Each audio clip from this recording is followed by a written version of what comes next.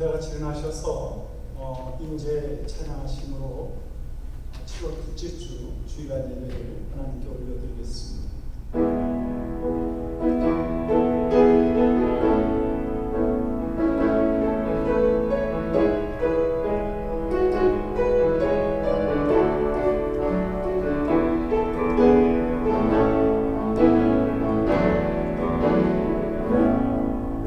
하늘의 문을 여소서 이곳을 주목하소서 주를 향한 노래가 꺼지지 않으니 하늘을 열고 오소서 이곳에 임재하소서 주님을 기다립니다. 기도의 향기가 하늘에 닿으니 주여 임재하여 주소서.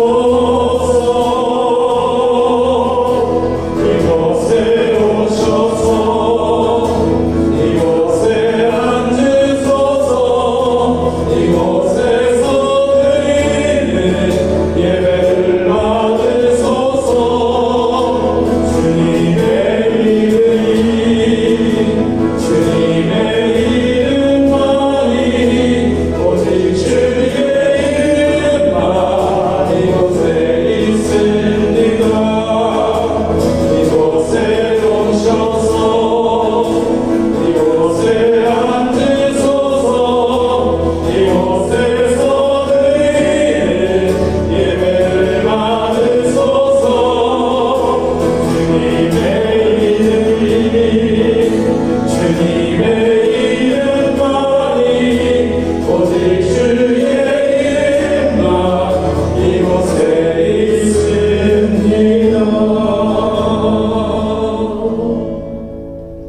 다 같이 사도신경으로 우리의 신앙을 하나님께 고백하겠습니다. 전능하사 천지를 만드신 하나님 아버지를 내가 믿사오며 그의 아들 우리 주 예수 그리스도를 믿사오니 이는 성령을 인도하사 동정녀 마리아에게 나시고 본디오 빌라도에게 고난을 받으사 십자가에 못 박혀 죽으시고 장사한지 사흘 만에 죽은 자 가운데서 다시 살아나시며 하늘에 오르사 전능하신 하나님 평안자 되시다가 죄로서 선자와 죽은 자를 심판하러 오시리라. 성령을 믿사오며 거룩한 공예와 성도가 서로 교통하는 것과 죄를 사하여 주시는 것과 몸이 다시 사는 것과 영원히 사는 것을 믿사옵나이다. 아멘. 그 자리에 앉아주시기 바랍니다.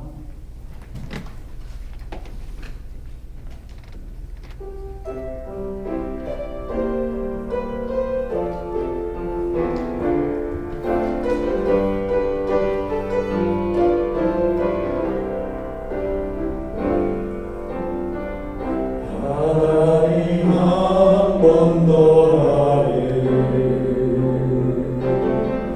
실망시킨 적 없으시고 언제나 공평과 은혜로 나를 지키셨네. 오신실하신 주 오신실하신 주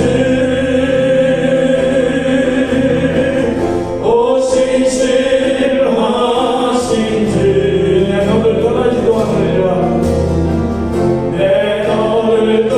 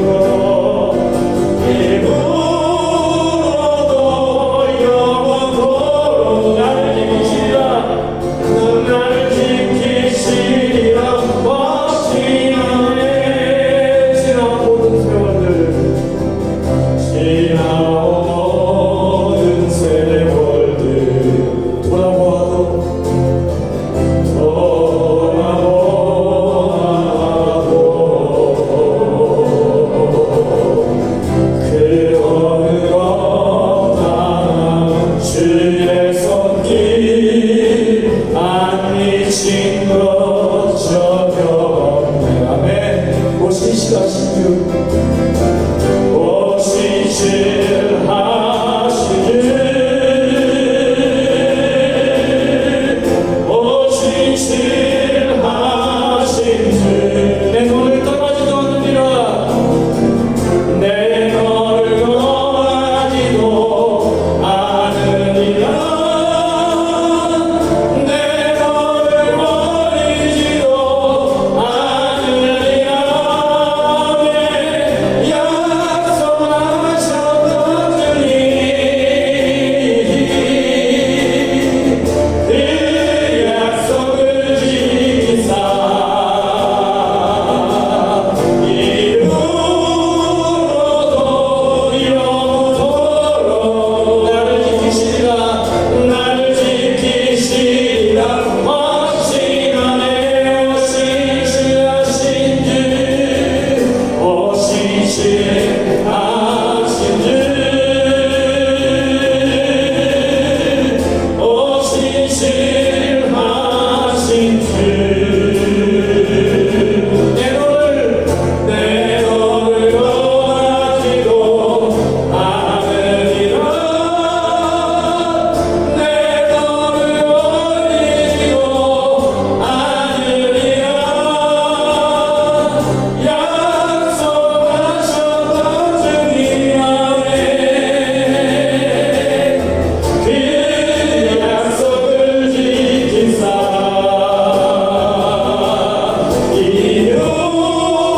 이루어도 영원토록 나를 지키시리라.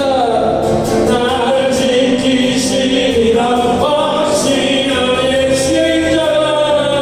주의 인자가 생명보다 나으로 내 입술이 여호와를 찬양하리에. 내 평생에 주를 찬양하며 주의 이름으로 내 손 들리라. 아멘. 하나님이시여, 하나님이시여, 하나님이시여, 주는 나의 하나님이시로다. 나의 몸과 마음 주를 갈망하며 이제 내가 주께 고백하는가. 여호와는 나의 힘이여. 여호와는 나의 구원이시니 내가 그를 두려워하리요. 여호와는 생명의 피난처시니 주의 인자가 생명보다 나으로 내 입술이 여호와를 찬양하리에. 내 평생에 주를 찬양하며 주의 이름으로 내 주의 인자가 생명보다 나으로 내 입술이 여호와를 찬양하리에. 내 평생에 주를 찬양하며 주의 이름으로 내 손 들리라. 주의 이름으로 내 손 들리라. 한 번 더 주의 이름으로, 주의 이름으로 내 손 들리라. 아멘. 주의 이름으로 우리 모두가 들리기를 원합니다. 우리 함께 이 시간 기도할 때 하나님의 신실하심을 어제도 믿고 오늘도 믿고 또 내일도 함께 하실 것을 의지합니다. 오늘 교회에 올 때 하나님, 내가 기도했던 것 아직도 여전히 이루어지지 않는 마음을 가지고 왔습니다. 하나님, 그 이루어지지 않음에 마음에 태우며 힘들어하며 여러 시간을 보내고 또 이 자리에 왔습니다. 그럼에도 불구하고 하나님, 이루어지지 않은 그 기도로 인하여서 내가 주님과 함께 더불어 살 수 있게 하시고 주님이 내 안에, 내가 주님 안에 거할 수 있는 은혜를 경험하며 살 수 있게 하셔서 감사합니다. 이후로도 함께 하실 주님, 그 기도가 이루어지지 않을지언정 하나님, 나를 떠나시지 않는 그 믿음을 가지고 지난날에 나와 약속하셨던 그 은혜와 믿음을 가지고 앞으로 살아갈 수 있게 도와주십시오. 주가 나의 힘이시오 나의 구원이십니다. 오늘 내가 누구를 두려워하겠습니까? 내가 바다 끝에 거하고 하늘 높이 올라가도 주님은 거기도 계시기에 내가 어느 곳에 가든지 주님을 의지합니다. 우리 고백하며 주님 앞에 나가겠습니다. 하나님, 감사합니다. 지난날 모든 세월들을 돌아볼 때 주님, 오늘 내 기도가 이루어지진 않지만 앞으로 함께 하실 것을 믿는 믿음으로 내 안에 그 믿음이 살아있게 역사하셔서 살 수 있는 은혜와 지혜를 가지고 살 수 있게 도와주시옵소서. 너무나 아픈 마음이 있지만 주님, 그 마음 가지고 주님이 아시고 이해하시기에 오늘 주님께 기도하며 나아갑니다. 주여, 들어주지 않는 그 기도로 인하여 내가 감사함을 잊지 않게 하여 주시옵소서. 앞으로도 영원히 함께 하시고 나와 함께 더불어 살아계시고 나의 힘이시고 나의 구원이신 주님을 내가 끝까지 고백하며 살아갈 때 주여, 내 손을 높이 들게 하시는 주여 하나님을, 하나님이심을 내가 고백하게 하여 주시옵소서. 우리 교회와 우리 가정과 나의 개인적인 삶 위에 주님 함께 하셔서 선한 것으로 채워주시고 나타내주시고 살아가게 하셔서 하나님이 땅 가운데 살아가는 동안에 하나님의 은혜 안에 살 수 있는 저희가 되게 도와주시며 우리 교회가 될 수 있도록 주님 역사하여 주시옵소서.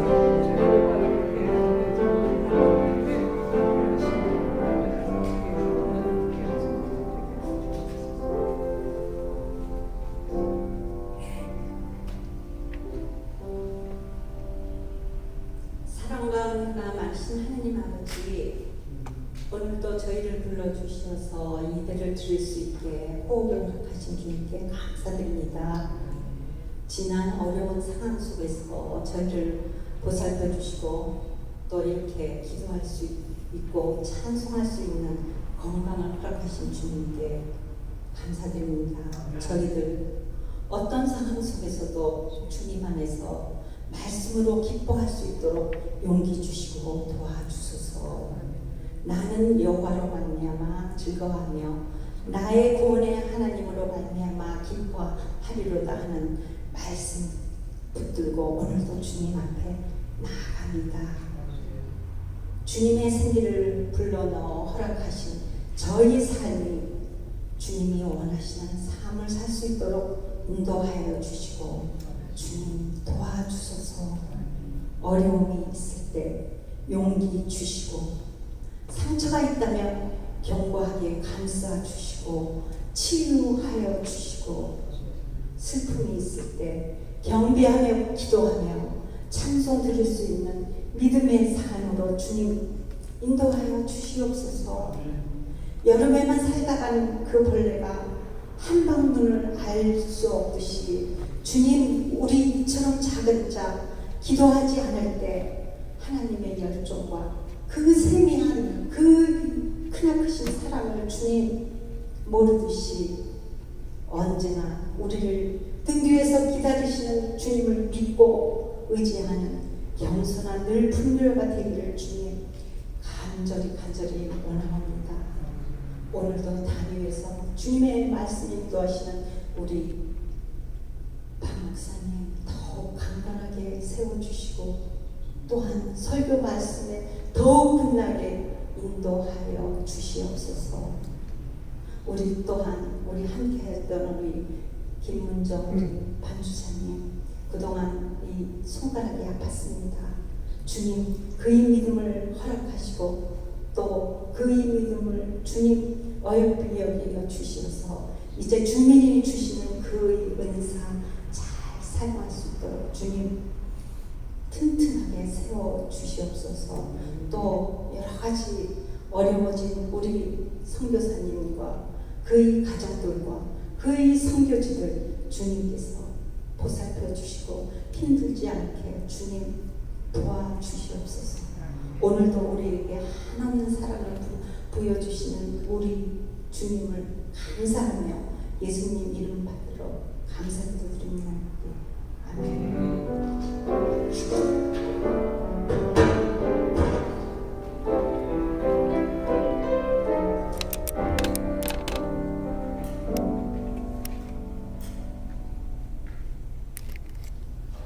오늘 우리에게 주시는 하나님의 말씀을 같이 보겠습니다.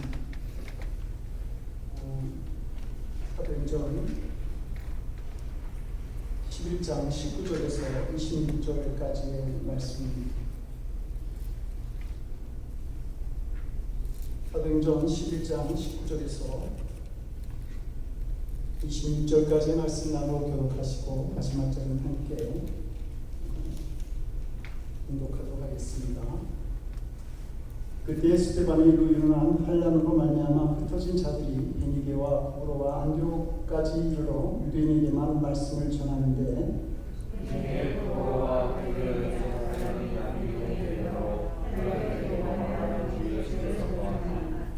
주의 손이 그들과 함께 하시니 수많은 사람들이 믿고 주께 돌아오더라.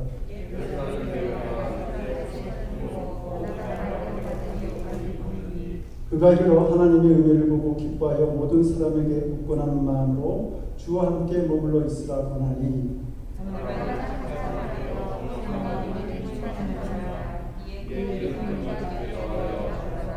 바나바가 사울을 찾으러 다소에 가서 만남에 안디옥에 들어와서 이 교회에 1년간 모여 있어 큰 무리를 가르쳤고 제자들이 안디옥에서 들어서 그리스도인이라 일컬음을 받게 되었다. 아멘. 기도하시겠습니다. 하나님, 정말 하나님을 예배하는 자로 저희들이 살아가기를 원합니다. 그 예배하는 삶 속에 우리에게 귀한 말씀을 허락하여 주셔서 항상 주님과 동행하고 예배하는 귀한 믿음의 하나님의 자녀들이 될 수 있도록 주여 우리를 도와주시옵소서. 말씀을 주시니 마음에 새기겠습니다. 그리고 그 말씀에 따라 살겠습니다. 부족할 때마다 우리를 도우시고 그 말씀 안에 거하는 저희들이 되도록 주여 도와주시옵소서. 감사드리옵고 예수님 이름으로 기도드립니다. 아멘. 중국 선교의 아버지라고 불리는 허드슨 테일러에게 하루는 어떤 청년이 찾아와서 질문합니다. 선교사님, 평생 동안 그리스도인으로 살고 싶습니다. 그런데 정식 그리스도인이 되려면 얼마의 시간이 필요합니까? 그래서 그는 허드슨 테일러가 청년에게 묻죠. 초는 언제부터 빛을 냅니까? 그러자 그 청년이 심지에 불이 붙는 순간부터 빛이 납니다. 그러자 그 선교사가 대답하죠. 그리스도인도 마찬가지입니다.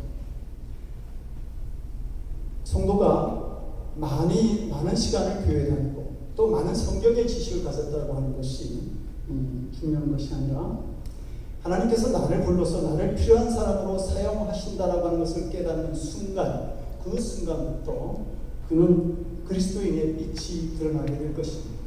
바로 그가 그리스도인이 되는 것이죠. 사랑하는 성도 여러분, 초에 그 불이 붙지 않는 이상 초가 아무리 오래 있어도 그냥 초일 뿐인 것이죠. 촛불이 될 수 없다라고 하는 말입니다.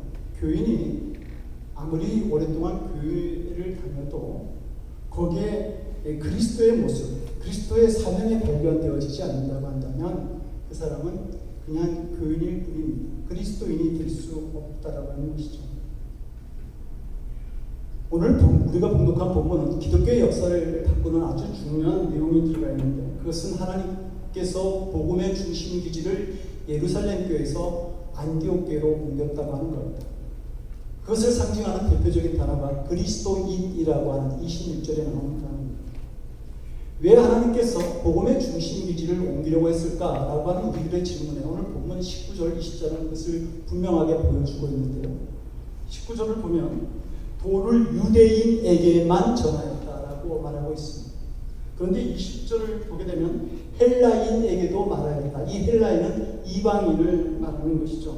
복음에 대한 태도가 예루살렘 교회와 안디옥 교회가 서로 달랐던 것입니다.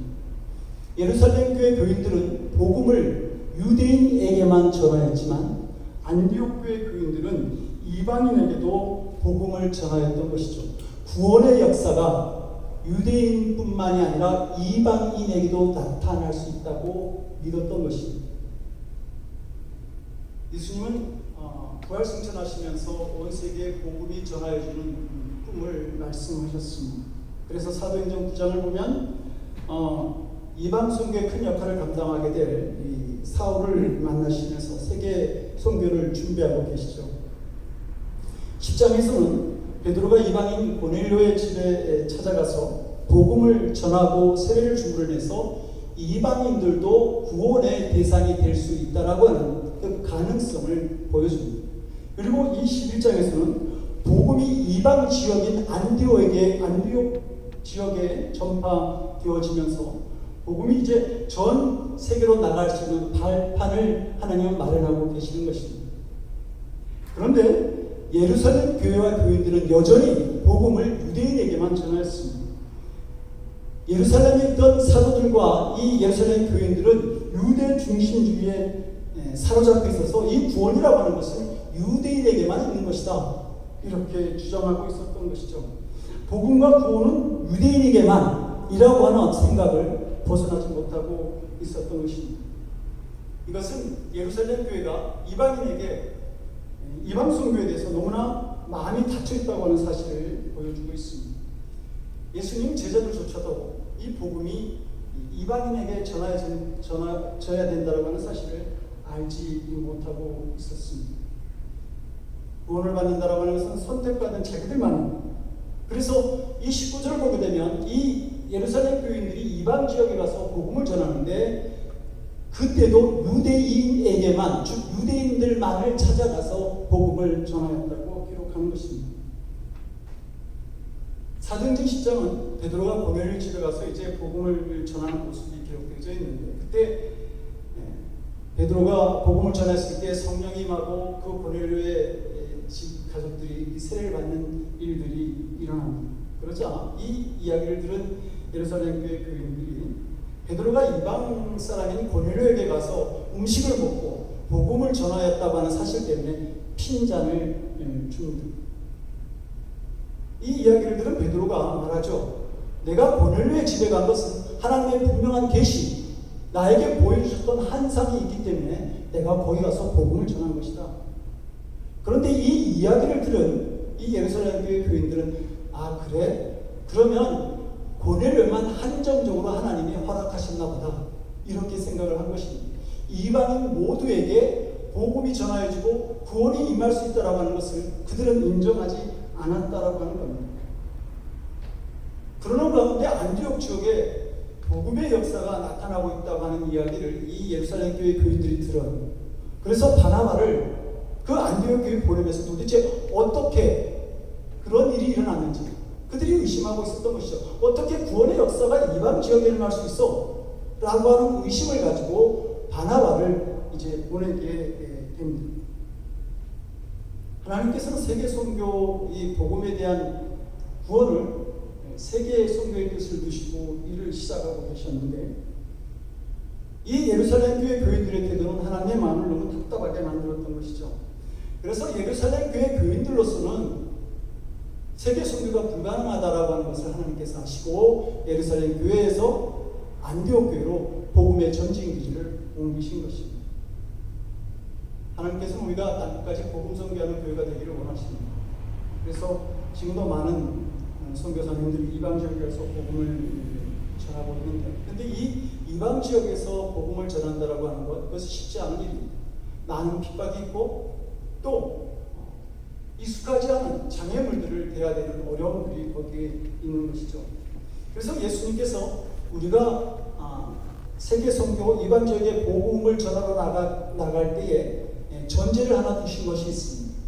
성령이 너희에게 임하시면 예루살렘과 온 유대와 사마리아 땅 끝까지 복음을 증거하라. 그러니까 성령을 받고 성령의 도움으로 이방 선교를 감당하라고 이렇게 말씀하신 것이죠. 그런데 이상한 것은 초대교회는 성령을 받았음에도 불구하고 그 세계 선교가 힘들었던 것입니다. 이것은 처음 예수님을 믿었던 이 예루살렘 교회 교인들이 그 이방인에 대한 마음의 장벽을 가지고 있었기 때문입니다. 예루살렘에 있는 사도들과 이 유대 기독교인들이 아직도 유대 중심주의 사고에 잡혀 있었던 것입니다. 그들은 율법적인 사고를 가지고 있었어요. 그래서 자신들과 남을 구분하고 그리고 자신들은 구원받은 선민의식을 가지고 있으면서 이방인들은 정죄하는 그런 대상으로 본 것이죠. 율법적 신앙의 맹점이라고 하는 것은 모든 것을 예수님의 기준으로 보는 것이 아니라 자기 기준으로 보게 만든다고 하는 것입니다. 그리고 이 잘못된 율법적 믿음이 오히려 복음의 걸림돌이 되게 만드는 것이죠. 지난주 하나님 안녕하세요라고 하는 기독교 프로를 유튜브에서 보게 되었습니다.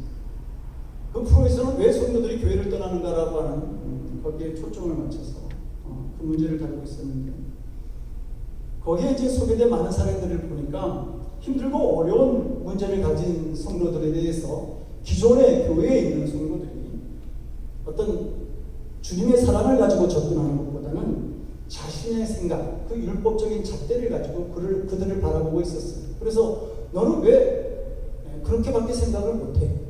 너는 기독교인인데 어떻게 그렇게 행동을 할 수 있니? 뭐 그러면서 그들을 비난하고 정죄하고 있었고 그리고 그 자기 문제에 대해서 너무 힘들어하는 그 사람들은 그것을 견디지 못해서 교회를 떠나가는 그런 모습을 이렇게 그려내고 있었습니다. 근데 제 마음을 아프게 했던 것은 그 교회를 떠나는 사람들의 이야기였어요.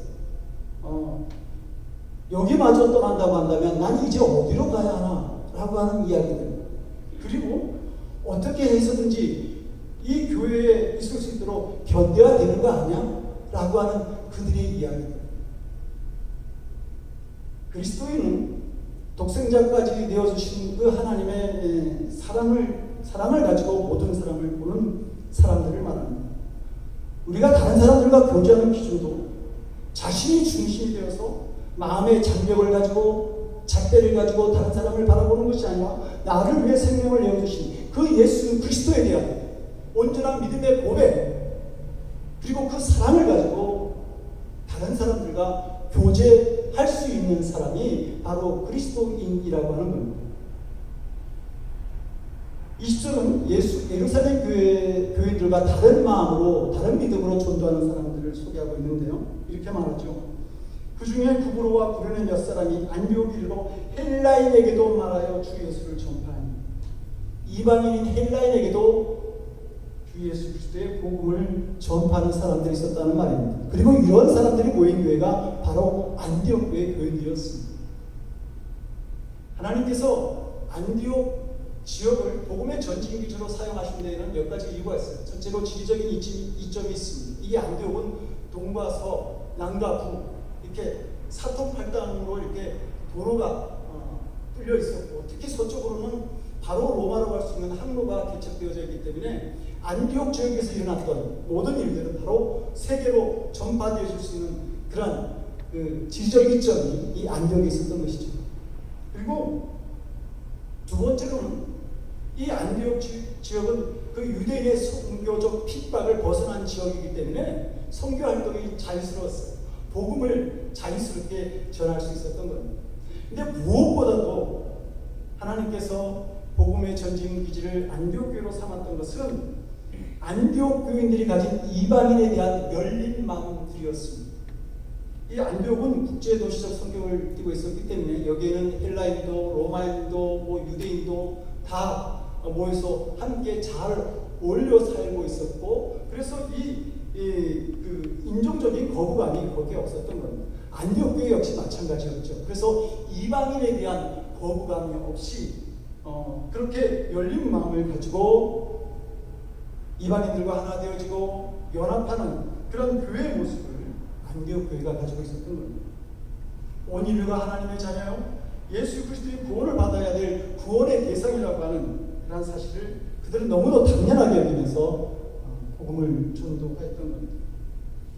그렇기 때문에 유대인뿐만 아니라 이방인에게도 즐거운 마음으로 전도를 했던 것이죠. 이방인들이 예수님을 믿으면 잘했다고 박수치고 환영하고 부르니까 이방인들도 기쁜 마음으로 이 안디옥교회를 찾아오게 됩니다. 그래서 21절을 보니까 주의 손이 그들과 함께 하시니 수다한 사람이 있고 수다한 사람이 많은 사람이 있고 주께 돌아오더라. 이렇게 이방인에 대한 열린 마음을 가졌던 안디옥교회가 땅끝까지라도 주님의 복음을 전하는 그 사명을 마지막까지 감당할 수 있었던 것이죠. 안디옥에 와서 이방인들이 예수님을 믿는 것을 본 바나바가 크게 기뻐합니다. 이 성령의 사람인 바나바가 이 이방인에 대한 전도를 올바른 일로 판단하는 것이죠. 이 바나바의 반응, 열린 마음에 대해서 하나님이 옳다라고 인정하신 그 말씀이 24절에 나오는데, 바나바는 착한 사람이요 성령과 믿음이 충만한 사람이라 이에 큰 무리가 죽게 더하더라. 이방 선교에 대한 그 열린 마음이 참 옳은 마음이다라고 하는 사실을 하나님은 수많은 사람들을 보내주심으로 인해서 그것이 옳은 믿음의 열정이다라고 인정해 주신 것이죠. 이방인에 대해 열린 마음으로 선교하는 것, 그것이 하나님 기뻐하시는 일이라고 하는 것을 아닌 이 안디옥 교회 교인들이 아주 더욱 열심히 이제 이방인에게 복음을 전하기 시작합니다. 이것은 당시 예루살렘 교회가 보여준 믿음의 정서와 다른 것이죠. 그래서 이런 모습을 보여준 안디옥 교회를 보면서 하나님께서 복음의 전진 기지를 예루살렘이 아니라 안디옥 교회로 옮긴 것입니다. 이방인에 대해서 전도하고 또 이 복음적인 삶에 열심이었던 사람들에 대해서 그 당시 안디옥에 살았던 사람들이 붙여진 그 안디옥 교인들에게 붙여진 별명이 있는데, 그것이 바로 그리스도인이라고 하는 말입니다. 신약 성경을 보면 그리스도인이라고 하는 단어가 3번 나옵니다. 아그리파 왕과 베드로가 사용했는데요, 제일 먼저 사용되진 단어가 바로 오늘 본문에 나오는 이 단어가 처음 사용되진 단어입니다. 이 단어는 예수님을 믿지 않는 비기독교인들이 그리스도만을 따르고 그리스도의 삶을 살아가고 그리스도만을 전하기를 원했던 이 안디옥 교인들의 모습을 보면서 붙여진 별명인 것이죠. 그 뜻은 그런 겁니다. 지독하게 잘 믿는 사람, 그리스도에게 속한 자들, 진짜 그리스도인들, 혹은 예수쟁이, 혹은 예수꾼이라고 하는 뜻을 가지고 있습니다. 안디옥 시민들이 이 안디옥 교인들에게 이 별명을 붙여줬을 때에는 처음에는 경멸과 조롱의 말이었습니다. 이 안디옥 교회는 50만 명의 사람들이 살고 있었고, 그리고 그 50만의 사람들이 그 우상을 섬기고 있었는데, 2명의 우상을 섬기고 있었는데, 하나는 바쿠스, 술의 신이죠, 주신이죠. 그다음에 하나는 그 미의 여신, 아프로디테라고 하는 미의 여신. 근데 이게 음란의 신으로 바뀌어지면서 그들의 어떤 삶이라고 하는 것은 이 안디옥 도시라고 하는 것이 물질적인 풍요와 함께 바로 정신적으로 쾌락에 치우친 그런 삶을 살아갔던 도시였습니다. 그런데 그런 사람들이 이 그리스도인, 이 성도들을 볼 때에 예수님을 그리스도 혹은 주라고 고백하는 이 믿음이 이해가 되지 않았습니다. 도대체 쟤네들은 무슨 재미로 사는 거야? 쟤들은 이 땅의 즐거움이 아니라 하늘의 즐거움을 쫓아 사네. 정말 이상한 사람들 아니야?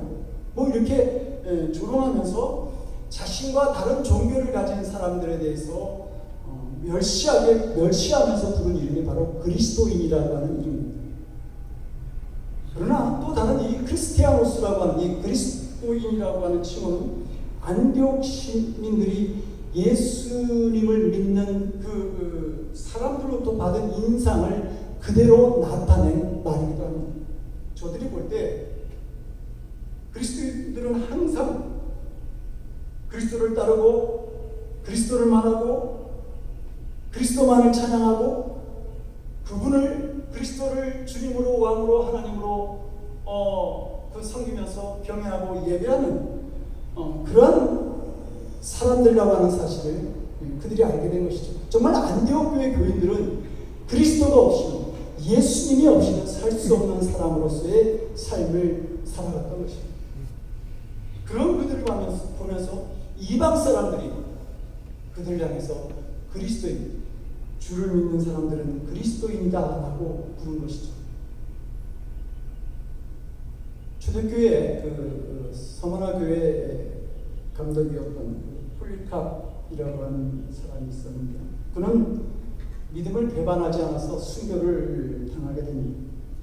불에 태워 죽는 화형을 당하게 되는데 그가 그 불 앞에서도 너무 당당한 자세로 죽음을 맞이하니까 그 사형을 집행하던 군인이 그 폴리캅 주교의 죽음을 보면서 고백한 내용이 이 교회사에 기록되어져 있습니다. 근데 그 군인이 이렇게 말해요. 그는 참 그리스도인이었다. 그는 참 그리스도인이었다. 다른 사람들이 나에게 지어주는 별명, 진정 그리스도의 은혜를 가지고 그리스도만을 위한 삶을 살아갔던 모습이 나타났던 사람들, 그 사람들이 바로 그리스도인이었다고 하는 겁니다. 현재는 그리스도인이라는 말이 교회를 다니는 사람들을 일컫는 그러한 이야기로 사용되어지고 있지만 크리스천이라고 하는 이 이름은 바로 이렇게 기독교 신앙의 아름다운 유산이었던 겁니다. 여러분, 그러면 우리가 어떻게 진정 그리스도인의 삶을 살아갈 수 있을까? 오늘 본문에서 바나바는 안디옥 교인들에게 굳은 마음으로 주께 붙어 있으라 이렇게 권면합니다. 굳은 마음으로 주께 붙어 있으라. 이것이 그리스도인의 삶을 나타내는 한 문장입니다. 그리스도인이라고 하는 이 크리스천이라는 말은 두 단어가 합쳐서 만들어진 합성어인데 그리스도라고 하는 그 말과 끝에 IAN이라고 하는 어미가 붙어서 만들어진 단어이죠. 그런데 이 IAN이라고 하는 이 말은 뭐뭐에 속해 있다라고 하는 뜻입니다. 그러니까 크리스천이라고 하는 말은 그리스도에게 속해 있는 사람들이라고 하는 뜻을 가지고 있습니다. 여러분, 우리가 분명히 알아야 됩니다. 신앙이라고 하는 것, 그것은 소속의 문제입니다. 세상에 속한 사람이 아니라 그리스도에게 속한 사람, 그것이 바로 저와 여러분들의 모습이라고 하는 거예요. 예수님이 겟세마네 동산에 잡혀가실 때 베드로가 그 뒤를 몰래 따르죠. 그런데 그것을 본 사람들이 그러잖아요. 너도 같은 도당이냐? 이렇게 베드로에게 말하잖아요. 이 말은 뭡니까?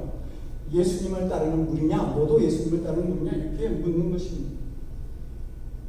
그리스도에게 속한 사람들, 그리스도의 당원이 된 사람들이 바로 그리스도입니다. 그리고 이것이 신앙인의 모습이어야 합니다. 예전에는 마귀에 속하였지만, 세상에 속하였지만 이제는 그리스도에게 속한 삶을 살아가는 사람들, 그것이 우리들의 모습이어야 한다고 하는 것입니다. 정말 내가 그리스도인이라고 한다면 그리스도만을 따르는 삶을 살아야 할 것입니다. 그리스도인의 삶이라고 하는 것은 세상에 속한 자가 아니라 주님께 속한 자, 나를 위해서 자신의 생명을 내어주신 그 예수 그리스도에게 속한 자의 삶을 살아갈 때에 우리가 하나님 앞에 설 때에도 나는 그리스도인의 삶을 살았습니다 라고 말할 수 있게 되는 것입니다. 25절 26절을 보니까 이렇게 말하고 있습니다. 바나바가 사울을 찾으러 다소에 가서 만남에 안디옥에 데리고 와서 둘이 교회에 1년간 모여 있어 큰 무리를 가르쳤고 제자들이 안디옥에서 비로소 그리스도인이라고 하는 일컬음을 받게 되었더라. 이 안디옥에서 도대체 무슨 일이 일어났는가라고 하는 그것 때문에 예루살렘 교회 교인들이 바나바를 안디옥에 보내는데 그 바나바가 안디옥 교회 교인들의 믿음을 보면서 너무 기뻐하고 그리고 이제 다소에 있는 이 사도 바울을 찾아갔죠. 그리고 그를 데리고 와서 안디옥에서 1년 동안 이 안디옥 교회 교인들을 가르칩니다. 근데 도대체 무엇을 가르쳤을까요? 요즘처럼 성경도 없고 무슨 성경 교재도 없고 또 제자훈련 프로그램 같은 것도 없습니다. 무엇을 가르쳤을까? 빌립보서 1.8절을 보니까 사도 바울이 이렇게 얘기를 해요. 내가 예수 그리스도의 신장을 바울은 예수 그리스도의 심장을 가지고 살아갔다라고 하는 겁니다. 그리스도의 피가 흐르고 그리스도의 마음을 가진 사람이 바로 사도 바울이었습니다. 바로 이렇게 그리스도의 심장을 가진 이 바울과 바나바가 안디옥 교회 교인들을 가르쳤을 때는 오직 그리스도만을 가르쳤던 것입니다. 그리스도를 믿는 믿음이 무엇인지, 예수 그리스도를 믿는 성도들은 어떻게 서로 사랑해야 되는지, 그리고 예수 그리스도로 말미암아 우리에게 약속하신 하나님의 나라에 대해서 그들은 가르쳤던 것이죠. 그리고 이 두 사도의 이 사람의 말씀에 안디옥 교회 교인들은 그대로 그 말씀을 믿고 그리고 그 말씀 그대로 살아갔던 사람들입니다. 제가 중학교 2학년 때까지 살았던 제 고향 중지는 아주 가끔 그 북에서 공비들이 내려오곤 했습니다. 그러면 이 도시의 사이렌이 울리고 그 순간부터 모든 민간인들의 출입이, 바깥 출입이 금지되어집니다. 거리에는 총을 든 군인들이 지키고 있다가 수상한 민간인이 발견되어지면 사살을 해도 아무런 문제가 되지 않는 그러한 상황이 만들어지는 것이죠. 그러던 어느 겨울 저녁에 사이렌이, 수요일이었는데 사이렌이 울렸습니다. 이 소리는 이제 북에서 공비가 우리 마을에 왔다는 뜻이고 모든 민간인들은 밖에 나가면 안 된다라고 하는 그런 신호였습니다. 수요예배를 가기 위해서 저희 가족들이 준비를 하고 있다가 이제 수요예배를 포기해야 되겠다 이제 그러고 있었는데 얼마 지나지 않아서 밖이 시끄러워지더니 누군가 우리의 집 문을 두드리는 겁니다. 문을 열고 보았더니 어두컴컴한데 총을 맨 그 두 명의 군인이 가운데 우리 형의 양팔을 붙들고 거기에 서 있는 겁니다. 그러면서 이 사람이 우리 어머니 보고 이 사람이 당신 아들 맞습니까? 예, 제 아들입니다. 그러자 이 군인들이 하는 말이 지금 밖으로 돌아다니면 총에 맞아 죽을 수가 있습니다. 절대로 당신 아들을 밖으로 내보내지 마십시오. 이렇게 경고를 하고 돌아갔어요. 근데 조금 있다가 보니까 저희 형이 사라졌어요. 수요예배를 간 거죠. 저희 가족들은 좀 걱정스러운 마음을 세웠고 다음날 아침 교회에서 밤을 새우고 새벽 기도까지 다 마친 형이 이제 집으로 돌아왔어요. 그래서 물었어요. 형, 잘못하면 죽을 수도 있었는데 뭐 형이야 갔다고 하지만 다른 분들도 오셨어? 성도들도 왔어? 평소보다는 훨씬 많은 적은 사람들이었지만 그래도 교인들이 와서 같이 수요예배를 드렸다고 하는 거예요. 저는 그 이야기를 이렇게 생각을 하면 그런 생각이 듭니다. 자기의 생명을 내려놓고 예배드렸던 그 사람들이 모인 자리는 얼마나 뜨거웠어요. 정말 그곳에 나를 구원하신 예수 그리스도의 은혜, 나를 위해서 십자가에 매달린 예수 그리스도의 사랑이 온전히 발견되어지는 자리가 아니었어요. 얼마나 뜨겁게 찬양하고 기도하면서 그러면서 그 자리가 은혜와 사랑의 영광로가 되어지면서 어떤 사람이든지 포용하고 또 새로운 사람으로 거듭나게 하는 힘이 그 자리에 있지 않습니다. 그 안에서는 자기의 자아가 깨뜨려지고 자신을 주장하는 어떤 장벽도 존재하지 않는 오직 하나님을 만날 수 있는 그 자리가 되었을 것이다 라고 하는 생각이 드는 것이죠. 그리고 그런 사람들의 믿음을 통해서 한국교회가 크게 부흥되었던 것을 우리는 보거든요. 알제리라고 하는 나라가 130년 동안 프랑스의 통치를 받게 됩니다. 그런데 이 프랑스의 식민 지배가 끝나자마자 이 알제리라고 하는 사람들이 제일 먼저 했던 일이 뭐냐면 그 교회와 성당에 걸린 십자가를 다 치우고 그리고 그 교회를 이슬람 사원으로 개조하는 일이었습니다. 왜냐하면 프랑스로부터 믿는 사람이라고 하는 이 프랑스인들로부터 얼마나 심한 박해와 모멸감을 받았는지 그 일부터 시작을 한 것이죠. 우리는 이 이야기 속에서 받는 교훈이 있어야 할 줄 압니다. 우리만 기독교인의 행세를 하다가 복음이 전하여지는 것을 방해를 하는 그런 그리스도인이 되어서는 안 된다고 하는 것입니다. 그러기 위해서 우리가 가져야 될 마음가짐은 우리가 세상에 속한 자가 아니라 오직 그리스도에게 속한 자들이 될 수 있어야 됩니다. 사람들을 비방하고 세상과 장벽을 쌓는 그리스도인이 아니라 예수님의 십자가의 사랑으로 더욱 많은 사람들을 포용할 수 있는, 사랑할 수 있는, 그리고 나에게 그러한 마음을 주신 그 예수 그리스도의 은혜가 감사해서 그 복음을 나타낼 수 있는 그런 기독교인의 삶, 그것이 우리들의 삶이 될 수 있어야 된다고 하는 것이죠. 우리가 이 믿음으로 살아가면 예수님께서, 우리 주님께서 분명히 말씀하실 것입니다. 착하고 충성된 종아, 내가 작은 일에 충성하였으며 큰 것으로 내게 맡기리니 내가 내 주인의 즐거움에 참여할 것이다.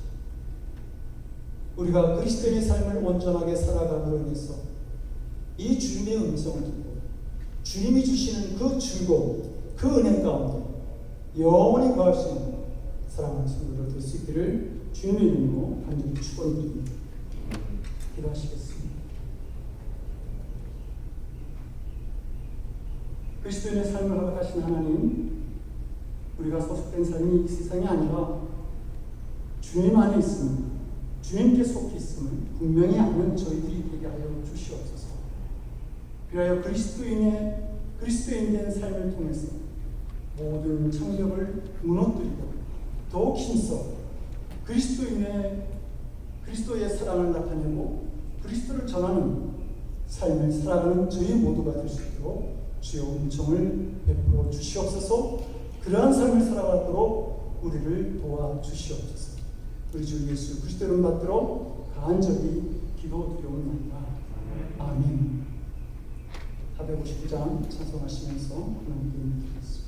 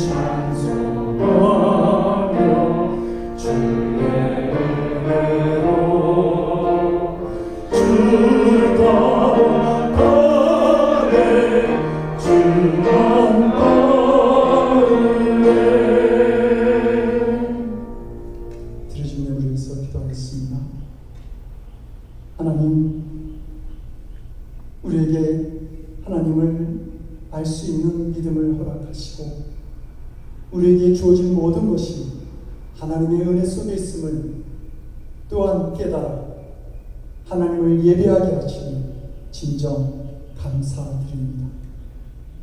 그리스도에게 속한 자가 되어서 내가 가진 모든 것이 주께로부터 왔고 또한 주의 영광을 위해 있음을 깨닫는 자들이 되어서 이제 우리에게 주어진 것 하나님께 드립니다. 하나님, 저들이 감사의 믿음으로, 시배에 대한 믿음으로, 주의를 허락하신 믿음으로 각가지 믿음을 통해서 이 예물을 드렸사오니 하나님, 그것이 하늘나라에 심어지는 씨앗이 되게 하시고 놀라운 축복의 열매들이 맺어지는 귀한 하나님의 씨앗들이 될 수 있도록 은총을 베풀어 주시옵소서. 사용되어지는 곳에서도 하나님의 영광이 오롯이 나타나는 귀한 물질이 되도록 또한 도와주시옵소서. 감사드리옵고 우리 주 예수 그리스도를 받들어 간절히 기도드리옵나이다. 아멘. 제가 앉아주시기 바랍니다.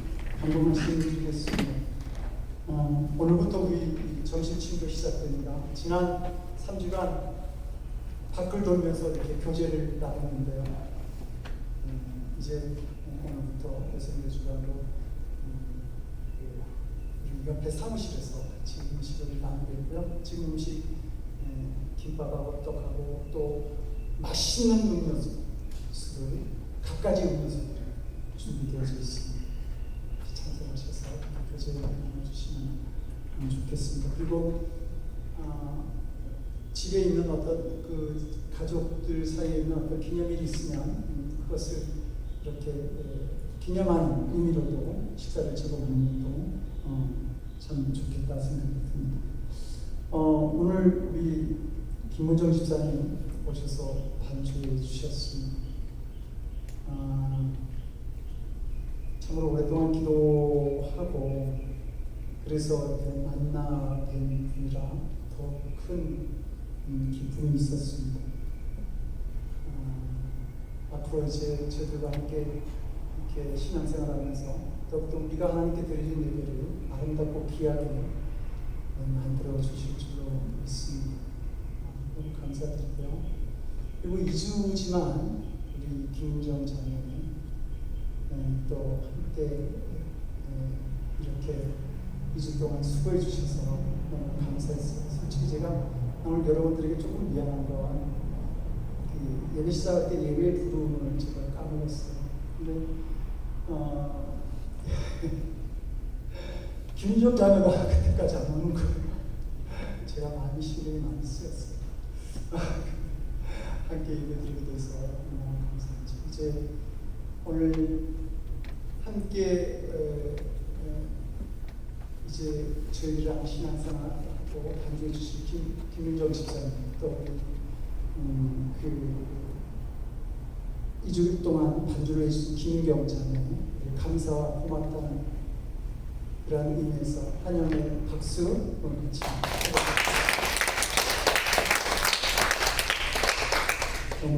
너무너무 감사합니다. 다음 주 창립 4주년입니다. 저희 교회 창립 4주년 기념주일인데 코로나 때문에 별 어떤 순서를 준비하지 못했어요. 성찬 예배도 생각을 했는데 그것도 좀 머리상 그런 게 있는 것 같아요. 그래서 이것저것 생각하다가 머리로 이렇게 내려놨고요.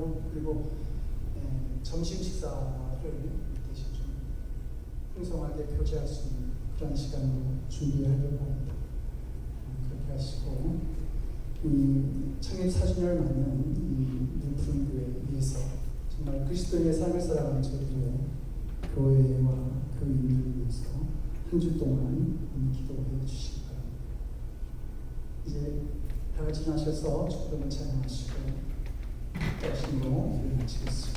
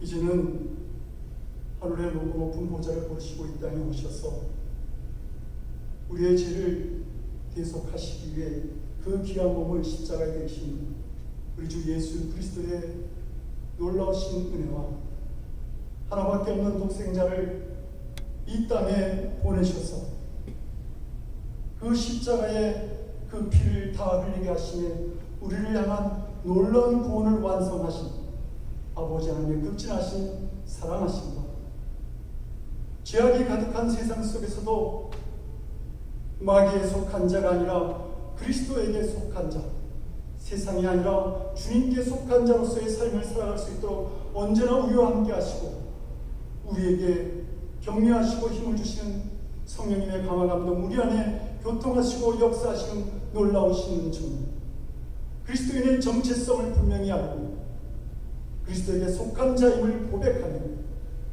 그리스도의 사명을 감당하기를 원하는 거룩한 성도들 머리 위에 저들의 삶과 가정과 일터와 삶의 곳곳 위에 지금부터 영원토록 함께 하시기를 간절히 축원드리옵나이다.